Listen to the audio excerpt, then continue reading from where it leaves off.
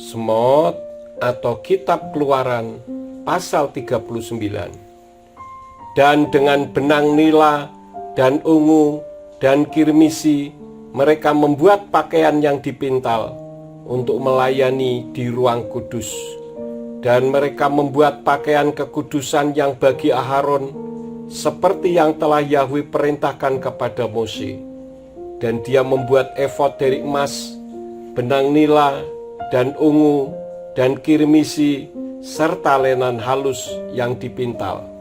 Dan mereka menempa lempengan-lempengan emas dan memotong-motongnya menjadi benang-benang untuk memilinnya bersama benang nila dan bersama benang ungu dan bersama benang kirmisi serta bersama lenan halus, suatu karya seorang perancang.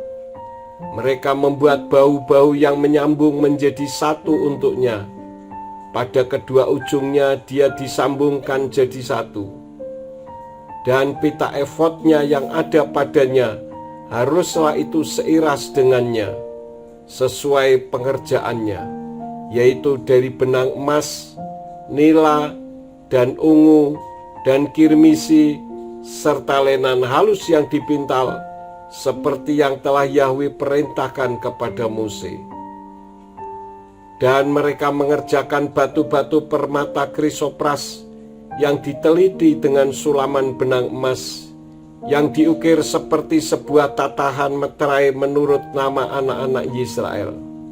Dan diletakkannya batu-batu itu pada bahu efod sebagai batu permata, tanda peringatan bagi anak-anak Israel, seperti yang telah Yahweh perintahkan kepada Mose. Dan dia membuat tutup dada, suatu karya seorang perancang, seperti pekerjaan efod dari benang emas, nila, dan ungu, dan kirmisi, serta lenan halus yang dipintal, berbentuk bujur sangkar. Mereka membuat 2 lipatan tutup dada, sejengkal panjangnya dan sejengkal lebarnya, terlipat 2. Dan mereka mengisi di dalamnya 4 jajar permata. Jajar pertama, batu kuarsa, topas, dan merah delima. Dan jajar kedua, batu zamrud, safir, dan berlian. Dan jajar ketiga, batu ambar, ake, dan kecubung.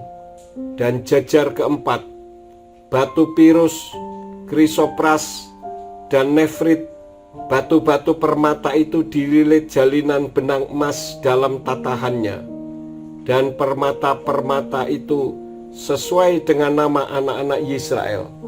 Mereka itu 12 sesuai dengan nama-nama mereka. Suatu tatahan meterai masing-masing sesuai namanya bagi ke-12 suku. Dan mereka membuat pada tutup dada itu untayan berpilin, suatu karya pintal memintal dengan emas murni. Dan mereka membuat 2 sulaman benang emas dan 2 gelang emas, lalu memasang 2 gelang emas itu pada kedua ujung tutup dada itu. Dan mereka memasang kedua tali emas itu pada kedua gelang emas itu, pada kedua ujung tutup dada. Dan kedua ujung dari kedua tali emas itu mereka memasangkannya pada kedua tatahan benang emas halus itu. Kemudian mereka memasangkannya pada baju efod di bagian depannya. Dan mereka membuat 2 gelang emas dan memasangnya pada kedua ujung tutup dada itu, pada pinggirannya yang ada pada sisi sebelah dalam efod. Dan mereka membuat 2 gelang emas dan memasangnya pada kedua bahu efod. Di sebelah bawah ada bagian depannya, di dekat sambungannya, di sebelah atas pita efod itu.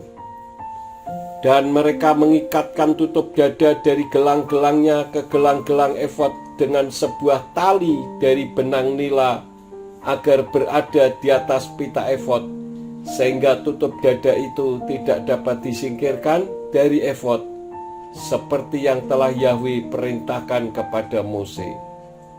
Dan dia membuat jubah efod, suatu karya seorang penenun, keseluruhannya dari benang nila.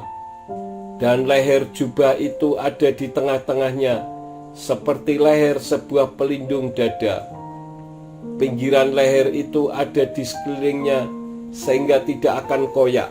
Dan mereka membuat pada ujung jubah itu buah delima dari benang nila dan ungu dan kirmisi yang dipintal.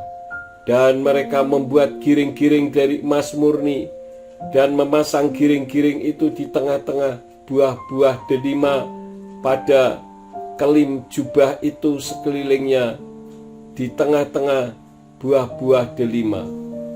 Satu giring-giring dan satu buah delima, satu giring-giring dan satu buah delima ada pada kelim jubah itu di sekelilingnya, untuk melayani seperti yang telah Yahwe perintahkan kepada Mose. Dan mereka membuat baju panjang dari lenan halus, suatu karya seorang penenun untuk Aharon dan untuk anak-anaknya, dan serban dari lenan halus, dan hiasan-hiasan kepala, ikat-ikat kepala dari lenan halus, dan celana-celana dari lenan halus berwarna putih yang dipintal, dan sabuk dari lenan halus yang dipintal, dan benang nila, dan ungu, dan kirmisi, suatu karya seorang penyulam, seperti yang telah Yahwe perintahkan kepada Mose. Dan mereka membuat patab, jamang yang kudus, dari emas murni, dan mereka harus menulis tulisan di atasnya, suatu tatahan meterai, kudus bagi Yahwe. Dan di atasnya mereka menaruh sebuah tali dari benang nila untuk dipasang di bagian atas serban itu, seperti yang telah Yahwe perintahkan kepada Mose. Dan dia menyelesaikan seluruh pekerjaan tabernakel, kemah pertemuan itu, dan Bani Israel telah melakukan sesuai dengan semua yang telah Yahwe perintahkan kepada Mose. Demikianlah mereka melakukannya.